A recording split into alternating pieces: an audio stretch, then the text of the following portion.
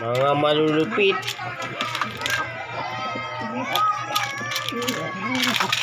Op, natapon na.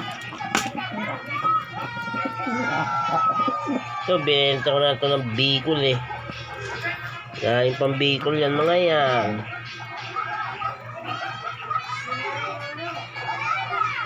Bumalik after 3 weeks. 3 weeks bumalik. Galing Bicol pa yan. Binenta ko papuntang Bicol. Yan. Yan dalawa pares. Pero dati hindi yan magkapares. Ngayon bumalik dito pares na. Ito wala yung pares niya. Hindi nakabalik. Ito magpares yung blue bar. Racer. Ayaw na. Busog na. Agad. Pero babalikan nila mamaya. Bye bye.